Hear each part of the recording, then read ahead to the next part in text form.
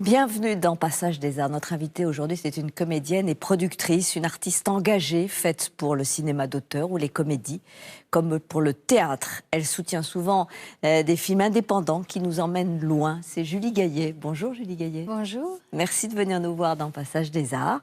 Vous êtes à l'affiche, ça nous fait très plaisir, vous êtes à l'affiche du nouveau film du réalisateur voyageur Nicolas Vanier. Le film s'appelle Polly. C'est un hymne à l'enfance et à la nature. L'histoire d'un poney, ce petit Polly, et d'une petite fille qui va l'adopter. Et vous jouez aux côtés de François Cluzet, de Patrick Timsit notamment. Alors le monde du cinéma était très secoué. Julie Gaillet, vous le savez, parce que vous produisez et vous jouez. On espère être un peu plus optimiste maintenant pour les artistes, ou est-ce que vous pensez qu'ils vont mettre du temps à se relever de cette crise? Je pense que ça va mettre du temps. Et on le voit, déjà peut-être que ça a accéléré une transition qui est en train de se passer. En tout cas, nous, dans le cinéma, on voyait arriver ces nouveaux acteurs, les plateformes. Et il y a quelque chose qui s'est accéléré. En même temps, on a fait une grosse tournée province avec Nicolas Vanier. On est allé partout en France. On avait vraiment envie d'aller dans les salles, de réouvrir les salles et de voir du monde. Et c'était très agréable, très émouvant de faire ce voyage. C'était pas simplement présenter le film, là c'était plus que ça, c'était vraiment renouer très beau. Avec le public. Renouer avec cette expérience aussi collective en salle, avec la salle, c'est quand même le son, c'est quand même bien sûr, le noir, la magie, le noir, voilà. Sûr. Alors après, il y a le spectacle vivant aussi qui a été touché, évidemment. Mais les théâtres rouvrent et on s'en réjouit aussi. Et on s'en réjouit. Et que je crois qu'il faut... on était là aussi pour dire, n'ayez pas peur de venir en salle. Voilà. C'est important et ça fait du bien. Alors, pour mieux vous connaître et comprendre ce qui vous anime, nous entendrons notamment, bien sûr, Tania Balachova, qui fut un grand professeur d'art dramatique, et puis aussi la réalisatrice Agnès Varda. Et puis, nous parlerons d'un jeune pianiste prodige, le jeune Alexandre Kantorov. C'est un véritable phénomène du piano. Il sort un nouvel album. Mais avant tout cela, nous nous sommes demandé comment serait le monde si Julie Gaillet n'existait pas. Aujourd'hui, je fais mon discours, profitez-en, suivez-moi.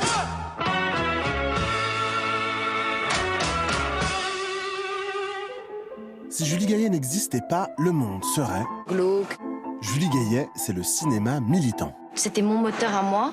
Julie Gaillet est née dans les Hauts-de-Seine d'une mère antiquaire et d'un père chirurgien. gâtée par la vie, avec des parents que j'aimais, une enfance assez merveilleuse.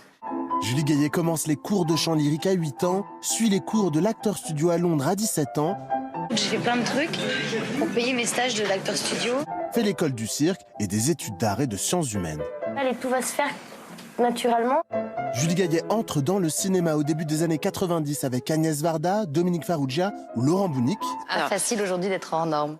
En tout, une 60aine de longs métrages entre cinéma d'auteur et comédie populaire. C'est du travail, je crois qu'au travail, au travail, au travail. Donc je travaille beaucoup. Julie Gaillet a joué la fille lesbienne de Johnny Hallyday dans Pourquoi pas moi. Génial, c'est la première fois qu'on me parle de l'homosexualité féminine comme ça. A été Isabelle de France dans Les Rois maudits de José Dayan. Et a repris le rôle de Nicole Kidman sur scène dans la pièce Rabbit Hole. Une petite histoire entre parenthèses.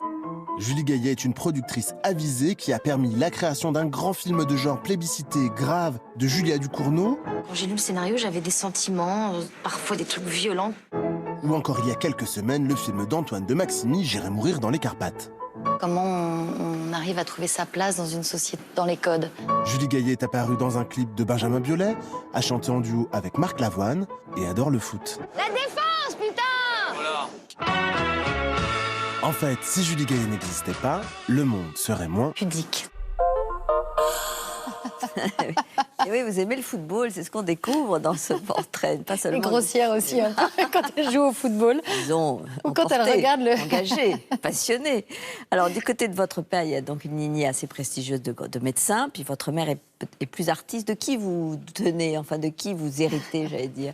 Des deux, bien sûr. Des deux. Mais c'est sûr que la fibre de ma mère, sa sensibilité a sûrement joué, où j'étais très proche d'elle. Et en même temps, l'engagement, le fait comme ça d'être très engagée dans des causes, d'impression d'avoir eu la chance qu'on m'ait tellement donné. Et j'ai vraiment cette sensation que je dois redonner ce qu'on m'a donné. Ouais. Une espèce de redistribution vient peut-être de mon père, où j'ai passé pas mal de temps à l'hôpital. Il était très convaincu qu'il était important, en tout cas, d'être aux côtés des malades. Et certains n'ont pas de visite, sont seuls, et que la psychologie est très importante. Donc je faisais le petit clown et je venais le week-end. Donc je l'ai beaucoup accompagné. C'est un homme assez engagé. Un grand chirurgien. Vous commencez par étudier le chant lyrique à 8 ans. Et d'ailleurs, votre père, lui, rêvait pour vous, d'une certaine façon, de cette carrière de chanteuse, non? C'est vrai.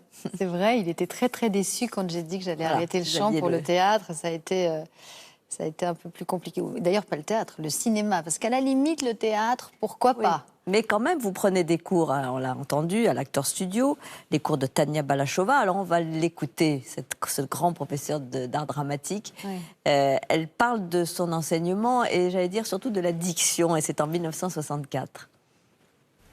Ce qui est le plus difficile dans notre rôle de professeur, c'est de vous faire comprendre, vous autres débutants, que travailler la technique n'est pas déchoir, qu'on peut garder son talent tout en sachant aimer les consonnes, ouvrir les mâchoires pour que le son sorte librement, caresser les consonnes et pas les faire une bouche molle pour être vrai. Vous serez aussi vrai quand vous saurez dire des mots beaux.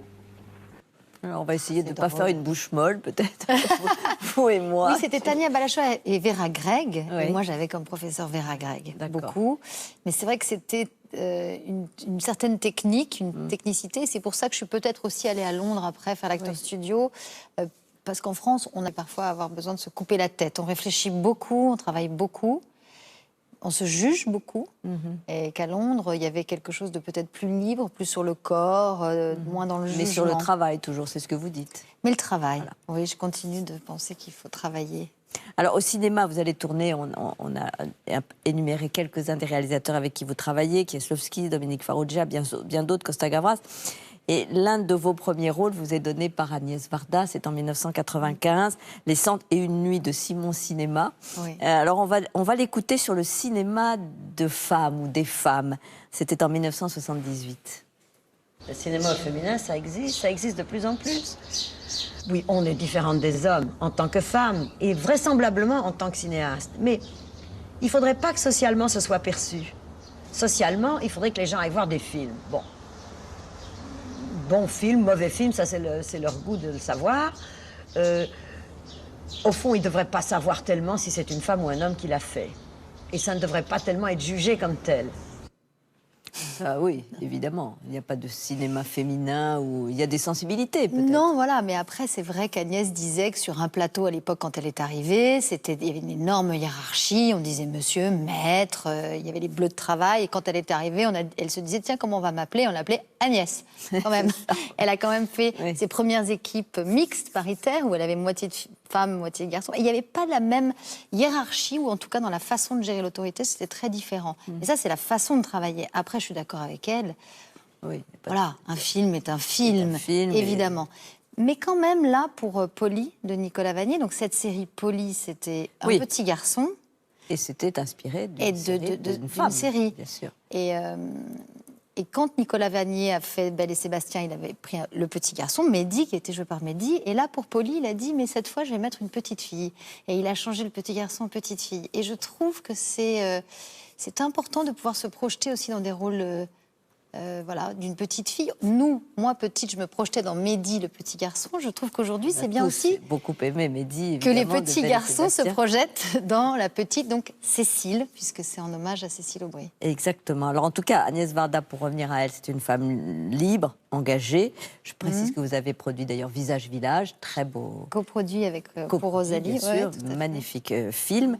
Elle vous apprend aussi d'une certaine façon la liberté, ou en tout cas la nécessité pour une femme d'exister par elle-même. Mais ça, vous l'avez appris dès votre famille, dès votre enfance. Enfin, ça, oui, dans ma famille, c'est vraiment... une femme travaillait, une femme devait évidemment Oui, l'émancipation des femmes et la liberté des femmes passent aussi par l'indépendance financière, ça c'est certain.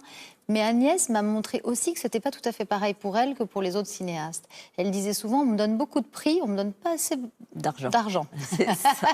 D'où la coproduction pour son dernier film. C'est-à-dire malgré tous ces Oscars d'honneur, elle a eu du mal, Rosalie, sa fille qui produisait Agnès, d'avoir le budget qu'elle méritait. Donc comme quoi, c'est toujours aussi une histoire d'argent. Et il faut ne jamais perdre de vue que des combats peuvent encore se mener dans ce domaine-là. L'égalité salariale et aussi le fait de financer les projets de femmes.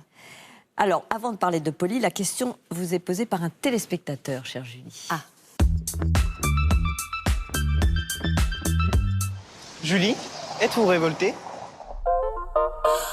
Révoltée. Mais alors, on connaît révoltée. votre engagement à gauche. Bon, de toute façon, vous, oui. Mais ce n'est pas une révolte. Je ne sais pas si c'est révolté. Non. C'est pas. Je crois que j'aime la discussion, le compromis, le fait de discuter, de trouver ensemble. En tout cas, je suis pas dans la rupture. Oui, ou any means necessary, où tous les moyens sont bons. Non, je crois qu'au contraire, il faut dialoguer, discuter mais par contre, ne pas lâcher. Il y avait une ténacité, une pugnacité un peu têtue. Essayer de changer les choses. Pour faire bouger le regard, bouger les choses, oui, ça c'est sûr. Vous voici donc à l'affiche du nouveau film de Nicolas Vanier, Polly. Donc c'est le nom d'un petit poney que cette petite fille, Cécile, va sauver d'un cirque où il est maltraité. Et vous êtes la maman de cette petite fille. On regarde la bande-annonce. Mon cher petit papa, tu me manques beaucoup. Ici, j'ai beaucoup de mal à me faire de nouveaux copains. C'est la Parisienne, elle peut venir avec nous? Jamais elle sera de mon coin, celle-là. Vous savez, moi non plus, j'étais pas du coin. Il m'a fallu un peu de temps pour me faire accepter. Et encore, j'étais ni parisienne, ni divorcée. Approchez.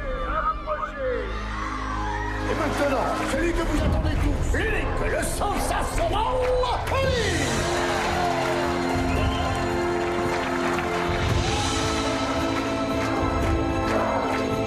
On va s'en débarrasser, on va le remplacer par un plus obéissant. Patron! 1, 2, 3, surprise! Si Brancalou retrouve Polly avant nous, il va le livrer au boucher, qui en fera de la chair à pâté. Et du saucisson! Il faut nous aider. Moi, ça m'étonne pas qu'il soit échappé, ton poney. Comment tu traites tes animaux? Alors voilà, vous êtes une jeune mère séparée de son mari qui va s'installer seule avec sa fille qui est infirmière, qui va donc, j'allais dire, s'assumer. C'est assez moderne parce que nous sommes en 1964 et cette femme est déjà en avance sur son temps.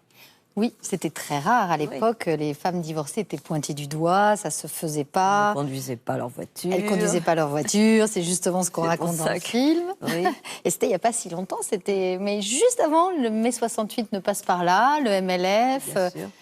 Je dis souvent, c'est les 50 ans du football féminin. Ce qui est sûr, c'est que Nicolas raconte quelque chose de cette époque et qui, pour moi, est très, très contemporain. C'est-à-dire que malgré tout, encore aujourd'hui, ces jeunes femmes qui se retrouvent jeunes divorcées, à élever seules leurs enfants. Elles doivent faire face à des préjugés et à un regard parfois compliqué. Et puis surtout, d'assumer financièrement et d'être au travail, en même temps de s'occuper des enfants et toute la difficulté. Et c'est très, très en nuance, joliment dit. Il n'est jamais caricatural, Nicolas, pour ça.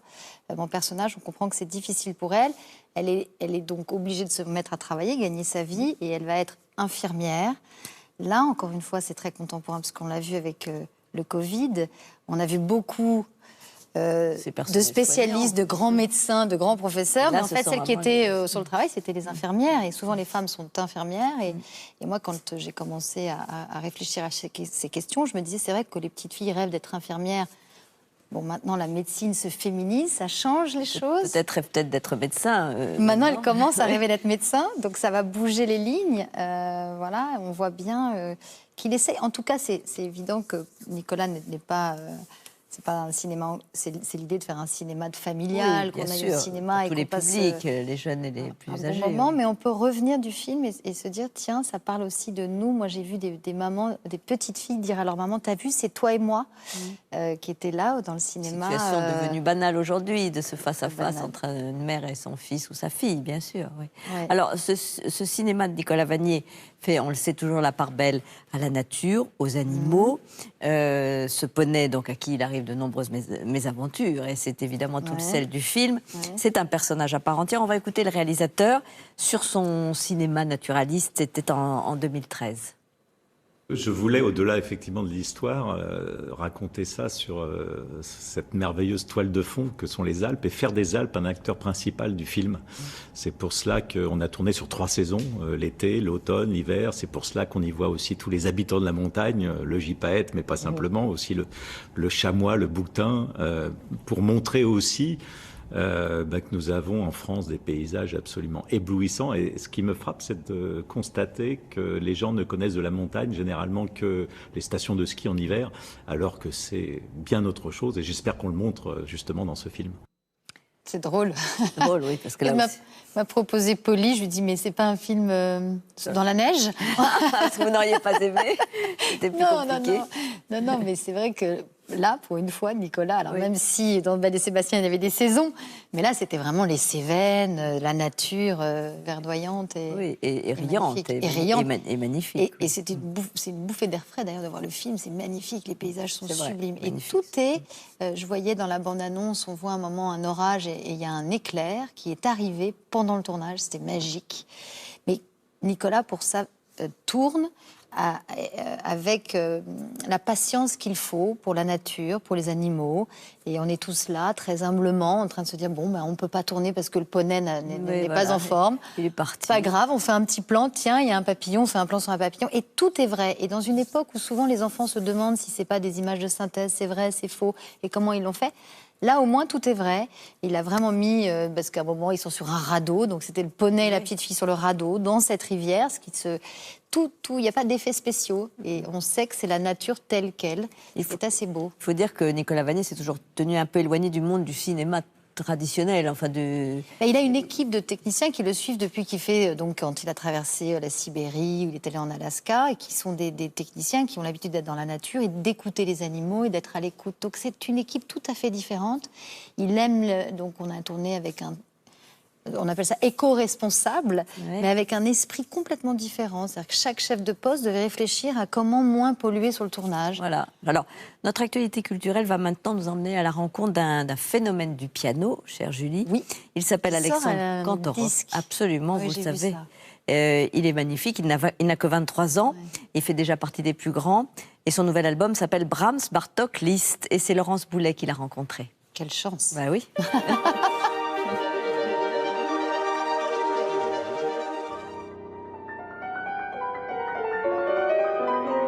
Pianiste d'exception, Alexandre Kantorov a remporté en 2019, à 22 ans, le premier prix du concours Tchaïkovski, la compétition la plus prestigieuse du monde.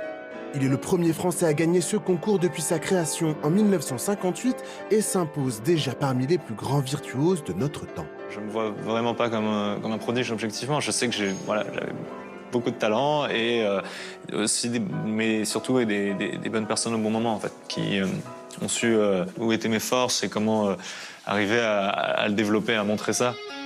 Né de parents violonistes, il est immergé dans la musique dès son plus jeune âge. Son père, le célèbre Jean-Jacques Kantorov, est également chef d'orchestre. Pour le jeune Alexandre, le piano est d'abord un loisir, mais peu à peu la musique s'impose et il entre au Conservatoire national supérieur de Paris. J'avais déjà des sons, j'avais la manière de jouer, le temps entre les notes. Et en même temps, j'avais un manque de culture, mais terrible. Je savais rien des compositeurs. J'ai passé vraiment juste des années à me gaver en fait de musique et à comprendre les harmonies, comprendre tout un langage en fait qui a ses codes et ses règles en fait, comme n'importe quelle langue. Une langue qu'il maîtrise à la perfection et lui permet de se révéler. Je sais que j'ai tendance à trop réfléchir et trop essayer de bloquer un peu les émotions en général. Mais voilà, les seuls moments où je sais que là, j'y vais avec une vraie confiance et de vraie volonté de lâcher prise sur tout et de laisser juste parler en fait ce que j'ai à l'intérieur, c'est sur le moment du concert vraiment. Et je sens que là, je sais pas, avec cette langue, c'est plus simple en fait. Donc ouais, c'est aussi peut-être pour ça en fait, j'ai besoin de la musique. Mais... Personnalité originale et curieuse, Alexandre Kantorov écoute du rock, se passionne pour le cinéma coréen et lit aussi bien Kafka qu'Agatha Christie. J'aime bien des bonnes histoires, avoir d'émotions par d'autres médias en fait. Si on n'a pas quoi que ce soit d'autre dans notre vie, on n'a presque rien à raconter aussi en musique. Lui a beaucoup de choses à raconter et au fil des concerts en France comme à l'étranger, il s'impose comme un interprète particulièrement brillant. Un bon interprète, je pense, c'est en tout cas ressentir l'essence d'une œuvre et à partir de cette essence-là, d'arriver à communiquer ça et d'essayer de faire en sorte voilà, de créer un lien vraiment entre soi et le public. Et sa virtuosité, on la retrouve aussi dans ses disques multi-récompensés. Son nouvel album, le 4e déjà, met à l'honneur Liszt, Bartók et bien sûr Brahms, un compositeur qu'il apprécie particulièrement. Alexandre Kantorov sait qu'il a quelque chose à apporter au monde de la musique. Son art est pour lui comme un chemin de vie. Et vous l'avez écouté. Magnifique. Déjà. Ah oui, magnifique. Moi, j'adore. Oui, très belle interview. Ça donne envie d'aller le voir, de le rencontrer à nouveau. C'est évidemment un peu notre vocation. En tout cas, on essaye de donner envie. Autre actualité culturelle, c'est le réalisateur Ilan Durand-Cohen, que vous connaissez, vous avez tourné avec lui. Il publie un livre, effectivement, et c'est Le Petit Polémiste. C'est le choix de la rédaction. Et à découvrir aujourd'hui le nouveau roman de l'auteur et réalisateur Ilan Durand-Cohen.